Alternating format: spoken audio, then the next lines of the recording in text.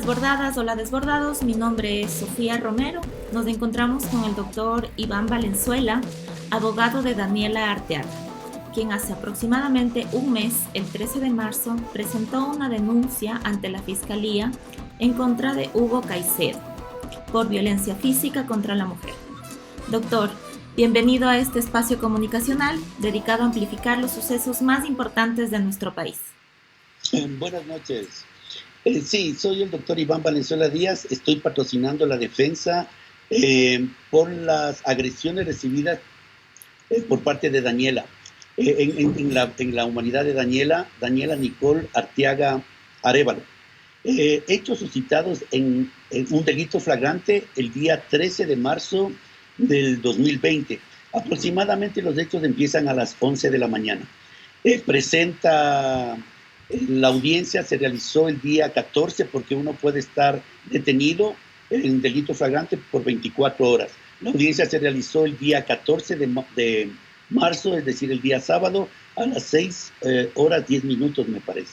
Dentro de la audiencia se calificó la flagrancia y se dispuso el juez que este procedimiento se acoja esta causa se acoja al procedimiento directo, es decir, al artículo 604 del Código Orgánico Integral Penal, que indica que la duración de la instrucción fiscal es de 10 días. Tal es así que el fiscal en la misma audiencia, el señor juez en la misma audiencia, señala ya la audiencia de juzgamiento y que concentra todas las audiencias preparatorias de juicio para el día lunes 23 de marzo a las 11 de la mañana. En esta misma audiencia de flagrancia se ordena la prisión preventiva en contra del ciudadano Víctor Hugo Caicedo Reynoso por ser presuntamente el responsable de las agresiones realizadas en contra de la humanidad de Daniela Nicole Arteaga Arévalo. La denuncia presentada en Fiscalía ingresa bajo el tipo de violencia física contra la mujer. Así es, ingresa por las lesiones constantes en el numeral segundo del artículo 152 del Código Orgánico Integral Penal, que tiene una pena. Como es un delito flagrante, le practican en la humanidad de Daniela, en calidad de víctima, un examen médico legal para determinar los días de incapacidad. Los días de incapacidad son los que determinan, en su caso, que puede ser una contravención si es menos de 3 días o un delito si pasan los 4 días. En el presente caso, la doctora Isabel Salazar, médico legista, quien practicó la experticia en la humanidad de Daniela, determinó, una vez realizada el chequeo médico, que tiene Daniela una incapacidad de 9 a 30 días de incapacidad para trabajar. Si vamos nosotros a la norma, que es del artículo 152, se tipifica en el numeral segundo que quienes causen una incapacidad de 9 a 30 días, la pena será de 2 meses a 1 año, con el agravante que determina el artículo 156 del Código Orgánico Integral Penal, que tiene que sumarse 1/3, por tratarse de violencia intrafamiliar, 1/3 a la pena del artículo 152. Es decir, tendríamos 4 meses más que sumarle a esta pena de esta. ¿Se la puede catalogar como intento de femicidio por la normativa ecuatoriana? Dentro de los tipos penales, el tipo penal es la descripción de una conducta que determina el comportamiento para que sea juzgado como un delito. Si bien es cierto, de 9 a 30 días es la incapacidad que tiene Daniela, no es menos cierto que dentro del examen médico legal determina que tiene una ruptura de fractura de los huesos de la nariz, producto de un cabezazo propinado por el ciudadano Víctor Hugo Caicedo Reynoso. Para esta defensa, nosotros queríamos determinar y que haya una reformulación de cargos a fin de que exista una tentativa de femicidio. Por las características de la situación, solicitamos una ampliación del examen médico legal para poder sustentar esta defensa, así como darle elementos a Fiscalía de determinar la reformulación de cargos por el delito de tentativa de femicidio.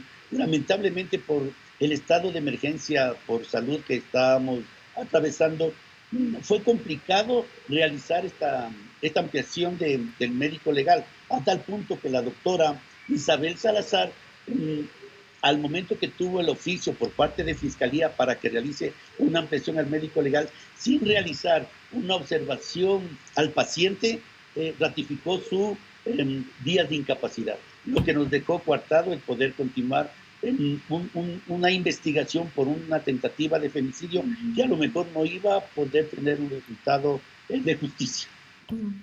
Listo. Ahora que se ha mencionado el estado en el que se encuentra el caso, ¿nos podría dar un poquito más de detalles de cómo se encuentra el proceso y cómo se ha desarrollado, sobre todo por estos días que hemos tenido de emergencia sanitaria? Bien, la noticia crímenes sucede el 13 de marzo, viernes 13 de marzo. Como comentaba, el día lunes 16 de marzo a las 11 de la mañana más o menos, presentamos los escritos y recién se sortió a Fiscalías 2 de género, cuyo titular es la doctora Ivonne Vallejo. Se inició la investigación pertinente y esta defensa, porque ya nos encontrábamos en un estado de emergencia, vio las facilidades del caso llevando los oficios. Dentro de la investigación para determinar elementos de convicción, se tiene que enviar oficios para la delegación de la investigación por parte de Fiscalía a un agente del DEVIS. El DEVIS es del Departamento de Violencia Intrafamiliar, del Eugenio Espejo, que es ubicado en la parte de la Mariana de Jesús, frente al Hospital Metropolitano. Tal es así que se pudo obtener el entregar este oficio de delegación por parte de Fiscalía a la gente el día lunes 16 a las 5 de la tarde. Coordinamos para el día martes practicar el reconocimiento del lugar, la versión de testigo y más elementos que pueden aportar para que Fiscalía cuente con elementos de convicción. Hay que aclarar algo interesante.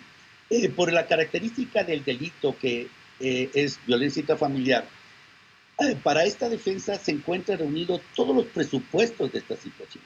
El artículo 455 del Código Orgánico Integral Penal determina el nexo causal.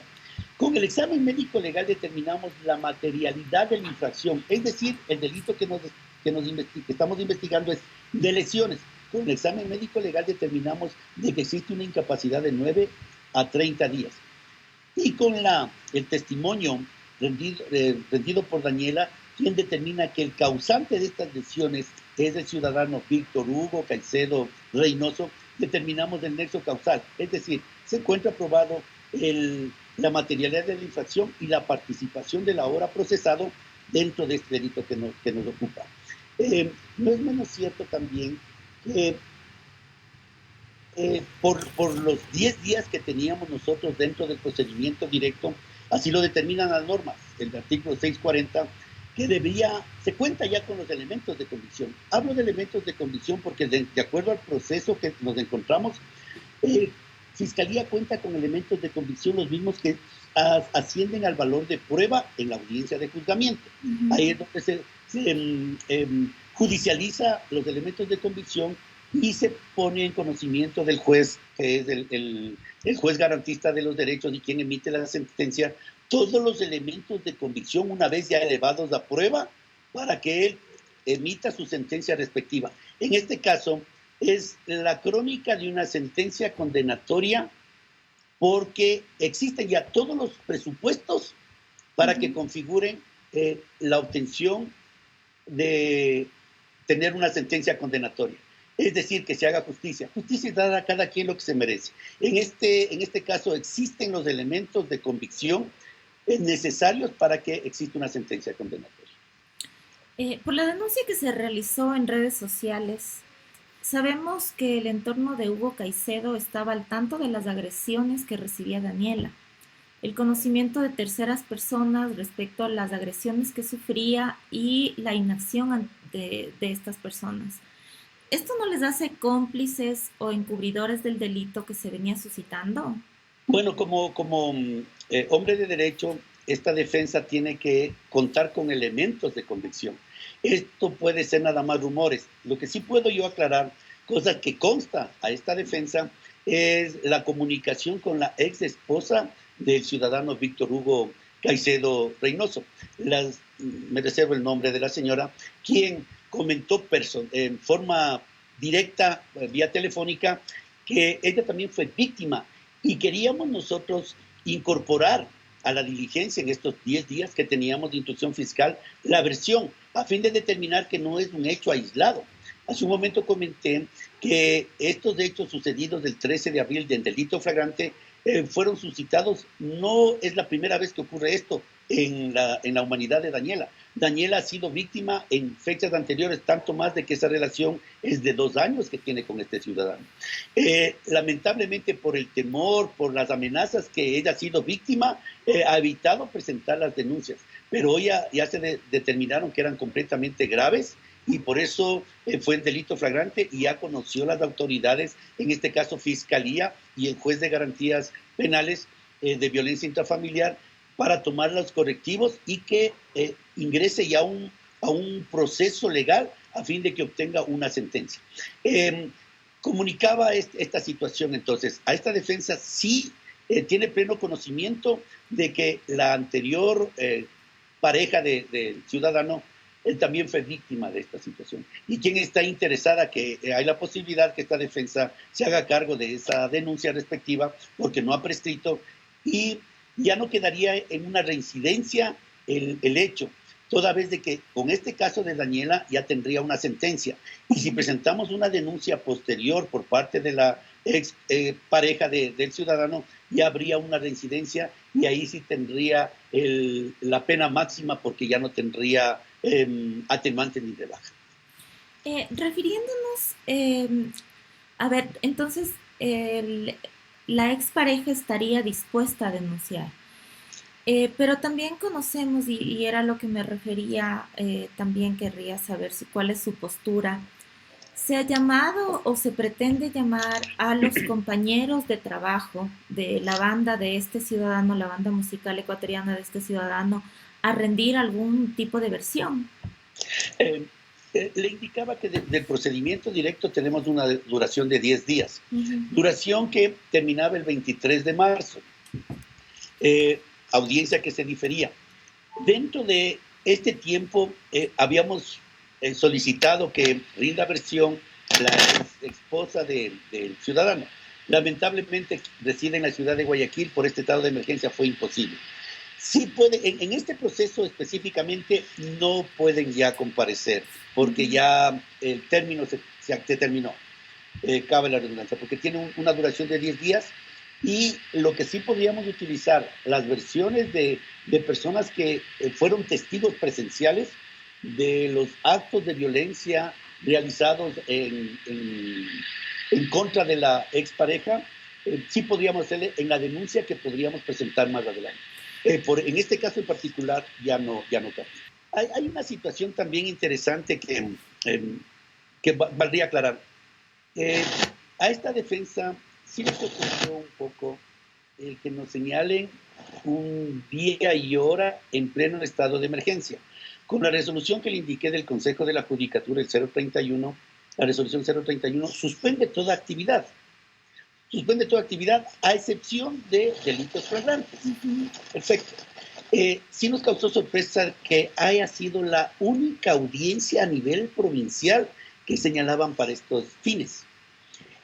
Cuando nos corrieron traslado tanto a la defensa, porque nosotros presentamos, en esos 10 días presentamos la acusación particular ante el juez de violencia intrafamiliar, el doctor Diego Meléndez, quien conoce como juez de violencia intrafamiliar del juzgado ubicado en la 9 de octubre y Patria. Corrió traslado y le informamos que si aprovechábamos por economía procesal, que sea en la misma audiencia también la de juzgamiento. No tomó en cuenta el señor juez, nos señaló la audiencia para el 3 de abril. Fuimos a la diligencia como acatando las disposiciones, respetuosos de las decisiones de la autoridad. Estuve 11:20 revisando el expediente, porque hay una parte del expediente que tenía Fiscalía y otra parte reposa como la acusación particular en el juez de violencia intrafamiliar. Llegó las 12 del día y no se instalaba la audiencia. Y es la otra cosa que también causó sorpresa, que sea a las 12 del día, tanto más que estamos con un toque de queda a las 2 de la tarde. Y yo vivo lejos, entonces tranquilamente mi tiempo de demora en el traslado de mi casa o del lugar de que se iba a llevar a cabo en la unidad de flagrancia a mi casa, flojos opero los 40, 50 minutos. Llegó a ser las 12:10, llegó el defensor del pueblo, porque ellos activaron también un protocolo de cuidado a la víctima, en este caso de violencia intrafamiliar. Llegó a las 12:15 y no se había instalado la audiencia. Con nuestra normativa del Código Orgánico Integral Penal, que entró en vigencia el 10 de agosto del 2014, ya no hay hora judicial, sino es a la hora exacta empiezan las diligencias. Esto también se le indicó al juez el día jueves 2, indicándole que cómo van a realizar esta logística, y nos dijo el señor juez que no, ellos tenían coordinado para realizar la audiencia y que iban a tener las precauciones del caso. Debo manifestar que yo soy grupo vulnerable. Soy hipertenso y estamos con grupo vulnerable. Y están tomando estas medidas por la emergencia sanitaria es para todos los sujetos procesales. Y nos causó sorpresa que en la providencia emitida el 1 de abril por parte del señor juez, 1 de abril del 2020 a las 10:23, me permito dar lectura, en la parte pertinente dice que concurran las partes en forma personal o con procuración judicial con cláusula específica para transigir. Transigir es llegar a acuerdos. Hay que tomar en cuenta que en esta clase de delitos no se llega a conciliaciones, no hay acuerdos. Voy a topar esta primera parte. Con procuración judicial. A partir del 16 de abril se suspendieron todas las actividades judiciales. Dentro de esas actividades están las notarías. Notarías donde se realiza la elaboración de la procuración judicial. Me permití hablar con 2 señores notarios indicándoles que tengo esta situación y me dijeron que no podían, porque estaban suspendidos, realizar ningún acto. Es decir, me tocaba llevar obligadamente, de acuerdo a la providencia del señor juez, llevar obligadamente a la víctima, es decir, un proceso de revictimización de parte de Daniela. Esta defensa hizo conocer eso al señor juez, y el juez dijo, bueno, en todo caso, para ver si no se les lleva, después de hacer algunas diligencias. Entonces, son situaciones que sí llaman mucho la atención a esta defensa.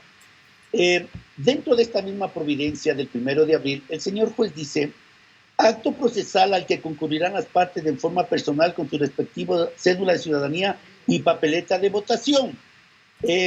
A excepción del hoy procesado, quien comparecerá a la diligencia de manera virtual o telemática en aras de salvaguardar la integridad física del procesado señor Caicedo Reynoso Víctor Hugo, toda vez que se ha declarado el estado de excepción por calamidad pública en todo el territorio.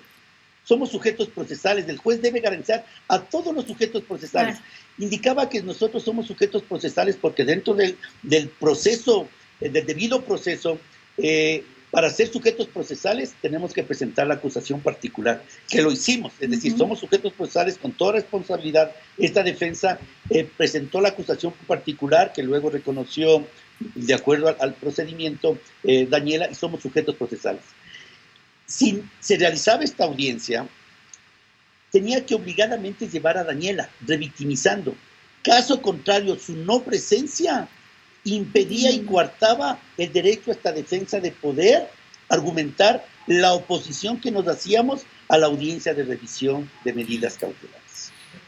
¿A qué podemos atribuir estos hechos que tal vez podríamos calificarlos como irregulares? No quiero decir nada, pero yo pienso que la razón no pide fuerza, ¿no? Existe, como indicaba, una audiencia de revisión de medidas, la única señalada dentro de la provincia para estos fines. Eso ya dejo el comentario. Yo nada más lo que hago es defender en forma legal. Ahora que somos defensores técnicos, nos indican, tenemos que actuar con defensa técnica, con documentos. Por eso no podía yo hacer ningún comentario sobre estas situaciones que ha habido de noticias del mal comportamiento del señor, que conocían o no conocían. No. Esta defensa se limita al debido proceso y es responsabilidad y lo que busca esta defensa es que se cumpla la ley. Hemos permitido el debido proceso. A nuestro criterio se está violentando una norma que por el estado de emergencia que tenemos, el artículo 640 indica que el procedimiento directo tendrá una duración de 10 días, ¿sí? Señalar para el 23. Y nos llamó mucho la atención de que se señale una audiencia de revisión y no nos llamen a una audiencia de juzgamiento. Entonces, al revisar nosotros el expediente, lo que pedimos es nada más justicia. Hemos demostrado hasta este momento elementos de convicción, como bien digo, para que en la audiencia de juzgamiento se cumpla con la justicia y confiemos en que el señor juez y la justicia ecuatoriana, a través de sus estamentos, tanto Fiscalía, que es el único órgano para que puede acusar, deducir acusación contra los ciudadanos, cuanto el señor juez, guardando las garantías de todos los sujetos procesales, emita su sentencia completamente apegada a la ley. Lo que queremos es que se haga justicia, cada quien lo que se merece, a través de un procedimiento expedito, de un procedimiento legal, cumpliéndose todas las normas del debido proceso, de la tutela judicial efectiva para todos los sujetos procesales. Para todos los sujetos, sí, así es. En la gran mayoría de los casos de violencia de género contra las mujeres, por no decir todos, usualmente las personas más cercanas, familiares o vecinos, tienen conocimiento de que se suscitan estos hechos, tal vez en violencia psicológica o física, como es el caso específico. Estas situaciones establecen un patrón de maltrato y pueden desencadenar femicidios, como sabemos.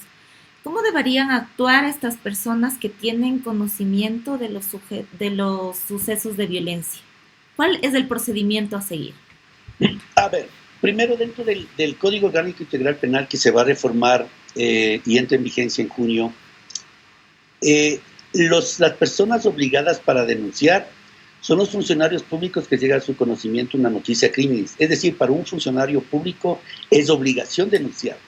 Luego, puede denunciar, dice la ley que no es obligatorio denunciar las personas que tienen conocimiento de un hecho, pero no tienen ninguna responsabilidad de presentar o no presentar. Lo que sí se debe realizar es, en este asunto de violencia intrafamiliar, surten varias situaciones bastante subgéneris la situación, porque existe de por medio sentimientos. Si usted está viviendo con una persona, hay un sentimiento.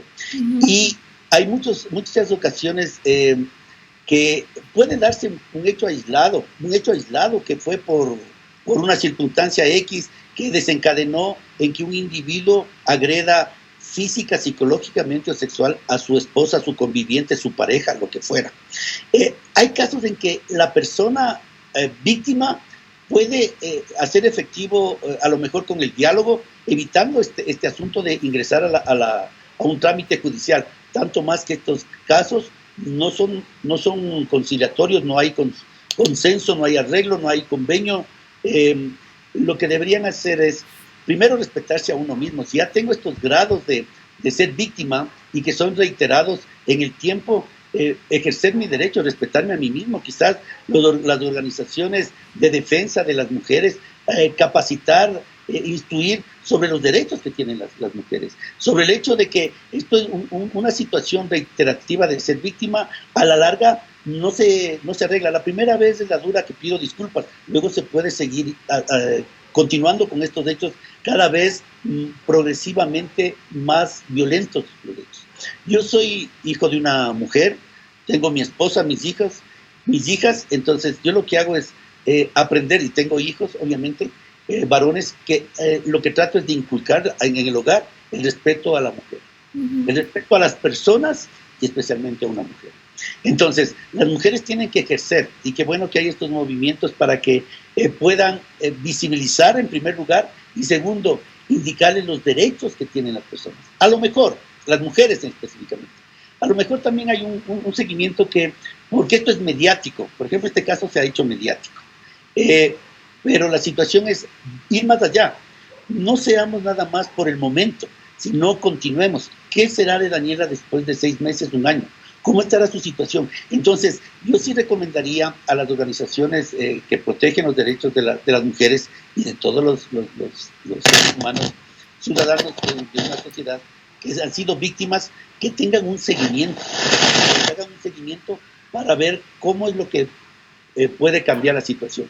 Dentro de las situaciones que nosotros fundamentamos en legal y debida forma y nos oponemos a las medidas sustitutivas, justamente es esto, que una vez que el ciudadano que se encuentra privado de su libertad y contra el que pesa unas medidas de protección que él perfectamente conoce, que por ejemplo está del 558, que él no puede ejercer actos de intimidación, amenazas por sí mismo o a través de terceras personas. Como tenemos constancia de que sigue siendo víctima Daniela, después de esta noticia criminal sucedida el 13 de marzo, que han tratado de ingresar a sus redes sociales las llamadas de amenazas, entonces estamos viendo que existe un alto riesgo de que el ciudadano, por su perfil de conducta, no respete la ley.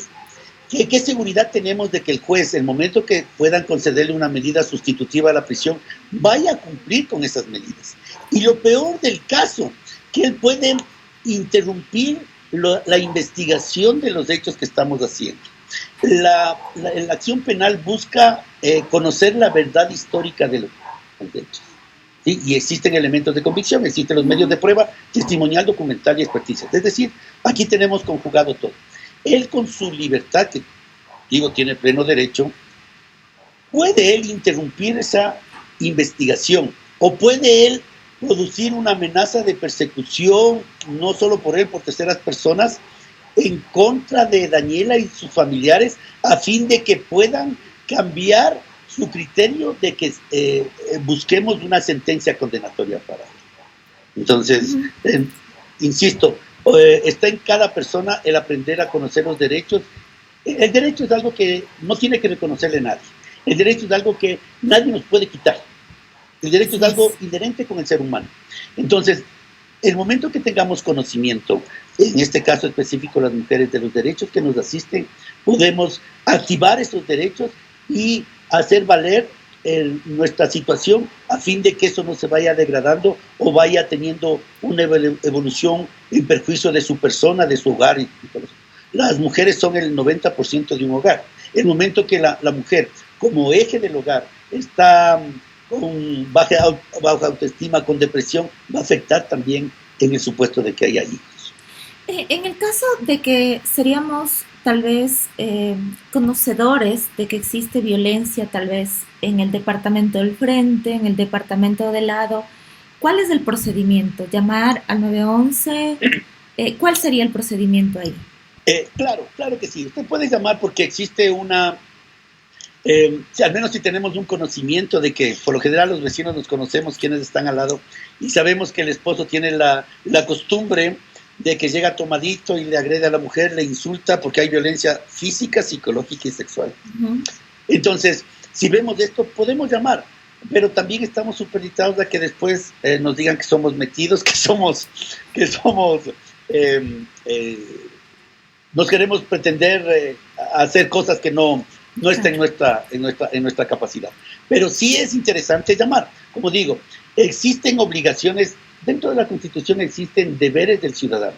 Y dentro de estos deberes del ciudadano es esto justamente. Denunciar hechos que pueden presumirse que sean delitos, que sean infracciones, que sean contravenciones o que sean delitos. Entonces sí, como una obligación ciudadana, el poder llamar a la policía para que ellos tomen el procedimiento del caso y se puede evitar en muchos casos problemas más graves posteriores. Ahora que estamos viviendo esta crisis emergente por el COVID-19, esto nos ha puesto en una situación de aislamiento social obligatorio, digamos. Dicho confinamiento ha promulgado que exista un mayor riesgo de violencia de género. Tenemos conocimiento que se han realizado 580 llamadas por violencia familiar.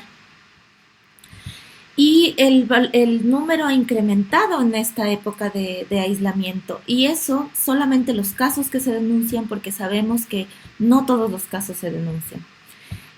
¿Cómo el aparato estatal podría enfrentar esta situación social que se ha venido agravando con este confinamiento que estamos viviendo? Bueno, la situación hoy de convivencia solo es de vida o muerte nada más, ¿no? Si salimos tenemos el riesgo de ser contagiados y el fin es la muerte. Quizá el gobierno o los movimientos sociales tratar de mantener activados de una manera sana. Yo le veo muy complicado esta situación y el producto es el resultado justamente, son el incremento que usted indica de los casos de violencia por estar juntos. El medio en el que uno está es el que promueve muchas situaciones. Quizás el momento adecuado en lo que está realizando es detonando esa mala relación que existía anteriormente, porque no es un momento. O sea, hay veces que hay matrimonios de muchos años que esto ha sido la parte que ha activado esa mala relación que ha existido. Entonces yo pienso que sí debería haber una capacitación, una educación, tanto para todos los miembros del núcleo familiar. Yo siempre me he opuesto a la ley 103 de violencia contra la mujer y la familia. Es decir, a la mujer le sacamos de la familia. Y es igual también a veces los delitos contra de violencia contra la mujer. La mujer es parte de nuestra familia. Sí, la parte del núcleo familiar, es lógico. Y si les capacitamos, les educamos, ¿sí?, a todos los miembros. Porque ¿qué sacamos educándole a la víctima o haciéndole una terapia a la víctima si no le hacemos al agresor o al resto de miembros, los hijos a lo mejor, los suegros, los primos? Y ellos también son afectados psicológicamente. Entonces deberíamos hacer una solución integral para todos los miembros de la familia. Y lo importante, un seguimiento. Hoy por hoy, este momento que está, vemos en las noticias oficiales lo que nos ponen en conocimiento de los casos del COVID-19, pero sí sería interesante el tratar de dar mensajes, ¿sí?, mensajes de hacer alguna práctica de física o lectura o alguna cosa así para tratar de evitar, tanto más que todavía tenemos muchos días por delante de confinamientos. Entonces cada vez se va agravando la situación. Entonces deberían de alguna manera tomar los correctivos necesarios o las prevenciones, como todo, así como la salud, tener medicina preventiva. Aquí también tendría que ser una parte jurídica de conocimiento preventivo para no llegar a eso. Hablábamos hace un momento que puede ser que este momento, quedando en la impunidad, como quedan muchos casos de violencia intrafamiliar, ¿por qué razón también queda? Porque muchas veces el padre o el esposo o el novio, el conviviente, es el que suministra los gastos a la casa. Así es. Que tenemos mucho conocimiento de eso. Dependencia económica. Entonces, tiene una dependencia económica, entonces, si le meto preso, porque el fin de la acción penal es la privación de libertad. Entonces, el dato que está privado de la libertad no produce. Entonces, esa familia que también hay que ver. Eso también, de alguna manera, el Estado, ¿sí?, como garantista de una sociedad adecuada, sana, donde pueda uno ejercer sus derechos, debería también controlar eso. Debería controlar. Tome en cuenta que la salud mental, las partes psicológica, psiquiátrica, no está catalogada como salud pública. Uh-huh. O sea, no es un caso de salud pública que tenemos que ver. Hoy, después de este confinamiento que tengamos, vamos a necesitar mucho tratamiento psicológico para poder volver a hacer algo dentro de la normativa, de la parte normal que tenemos. Entonces, sí sería importante que todavía nos faltan muchos días, el gobierno de alguna manera, o los medios, como ustedes, yo felicito a los movimientos de mujeres, que realicen esta clase de capacitación, de ayuda, de alguna manera solventar, tranquilizar. Inclusive la ley es la manera coercitiva del comportamiento humano. Si sabemos que tampoco ha bajado, cada vez tratamos de nosotros poner más rigurosa la pena, eso nunca garantiza que vaya a disminuir la estadística de esos cometimientos. Porque el ciudadano, el agresor, el tipo que está desordenado, desubicado, con una inconducta o con una conducta fuera de lo normal, Él no está pensando en la pena en ese momento. Él lo que está pensando es en consumar lo que pretende, el acto que quiere hacer. Él es dueño de su acto y él quiere hacerlo. Muchas veces he dicho, una boleta de auxilio que dentro de las medidas de protección, 3 de la mañana usted tiene una boleta de auxilio y le encuentra a su marido a las 3 de la mañana, le pone como cartel en la frente la boleta de auxilio y el tipo desaparece. No es garantía. La garantía, si bien es cierto, es el derecho positivo, el derecho escrito, pero es importante que el ciudadano, el sujeto, el miembro de un grupo familiar tenga respeto.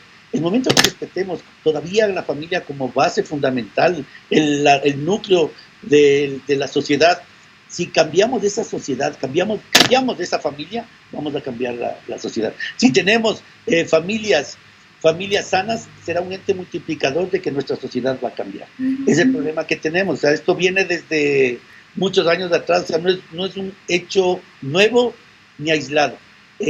Lamentablemente no se han tenido los correctivos, porque sí, desde el 2014 que se puso como tipo de delito el femicidio, hemos visto la cantidad de estadísticas de casos de femicidio. Sí, vale aclarar que el gobierno nacional ha disminuido a 0% el presupuesto en salud mental en el Ministerio de Salud y ha disminuido en un 70% a los proyectos de prevención de violencia de género. Entonces, yendo en la misma línea que usted nos dice, ir por la prevención, ir por la educación, por la formación, digamos, ahí estaríamos un poco coartados.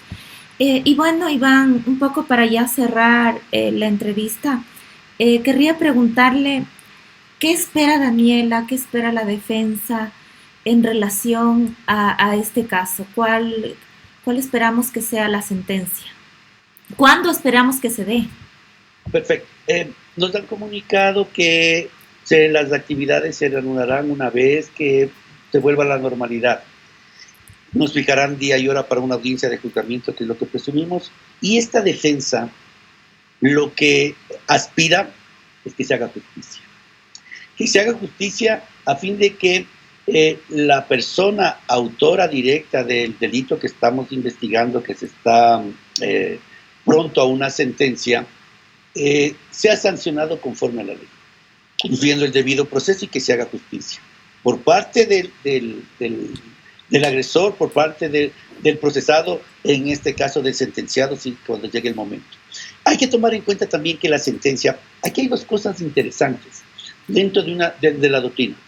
¿Qué pasa o qué pasaba si se mantiene en esta idea de la audiencia de revisión de medidas, consecuencias jurídicas? Si el día viernes se instauraba la audiencia, corríamos el riesgo de que el juez, con pleno derecho discrecional, le otorgue una medida sustitutiva. Es decir, el ciudadano salía en libertad, podía ejercer su legítimo derecho a defenderse en libertad, sí, pero no es menos cierto que seguridad, como habíamos explicado, que seguridad teníamos de que él iba a cumplir, y principio de inmediación, que él iba a comparecer personalmente a la audiencia de juzgamiento. Pongamos que es concurso.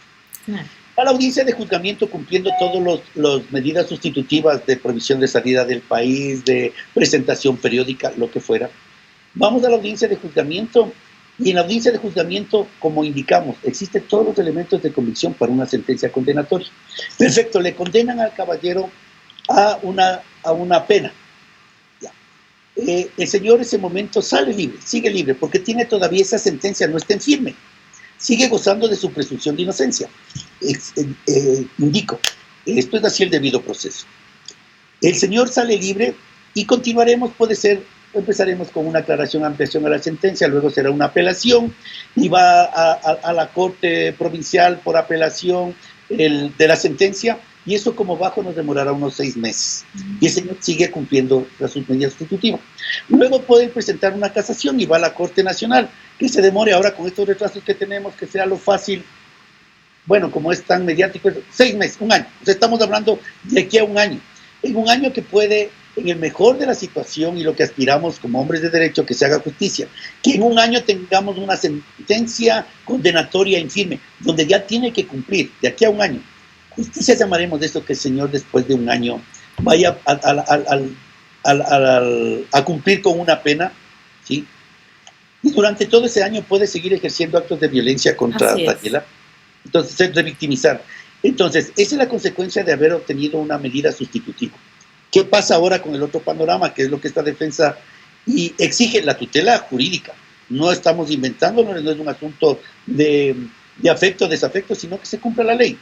Que venga la audiencia de juzgamiento, el 640 del Código Orgánico Integral Penal dice que en 10 días tiene que darse la audiencia de juzgamiento. Vamos a la audiencia de juzgamiento y el señor detenido. El momento que emiten la sentencia, el señor tiene dos alternativas, que ahí será la parte de la defensa del acusado en ese momento, o del sentenciado ya después de la sentencia, ver qué puede hacer, qué oportunidad tiene de presentar apelaciones o modos alternativos, cualquier situación. Pero en ese momento de la sentencia, él sigue detenido y ya está. Ya no hay medidas sustitutivas después. Claro. Es decir, después de la audiencia de juzgamiento, ya él no puede tener medidas sustitutivas. Y ahí tiene que pagar la pena. Sea 2 meses, sea 4 meses, lo que fuere. Como indico, proporcionalmente, y eso es hacer. Entonces son dos cosas distintas lo que puede suceder. Por eso indico, lo que quiere esta defensa es que se haga justicia. Que se haga justicia y que, de alguna manera, es muy complicado restablecer la salud mental. Qué lamentable que usted me comente esto del presupuesto que ha bajado. Hay otros países que ya le catalogan a la ayuda psicológica como una situación de salud. Porque sacamos un trabajador que tiene depresión por X y razones, ¿cómo puede producir? O sea, sencillo. No me admito, no me gusta topar la parte, yo dejo eso a las autoridades que competen, pero sí como hombre de derecho, y lo que está en mi círculo y donde puedo yo ejercer algo de dominio es en la defensa, en la responsabilidad de mi defensa, y solicitar y exigir a los jueces que hagan justicia, que se cumpla con la ley. No estamos pidiendo ni más ni menos lo que la ley corresponde. Listo, Iván, muchísimas gracias. Creo que hemos tenido un diálogo bastante enriquecedor para saber qué es lo que está pasando, cómo está nuestra justicia, cómo está el caso de Daniela. Unirnos a la campaña Justicia para Daniela como Desborde. Valga recalcar que los micrófonos siempre están abiertos para usted, para Daniela en algún caso que quiera tener algún espacio en algún medio de comunicación. Recordar que en estos casos lo privado es político y es lo que nos ha llamado para unirnos a esta defensa y a esta campaña de Justicia para Daniela. Muchas gracias, Iván. Un abrazo y gracias por estar defendiendo este caso. Muchas gracias. Estamos a las órdenes. Gracias.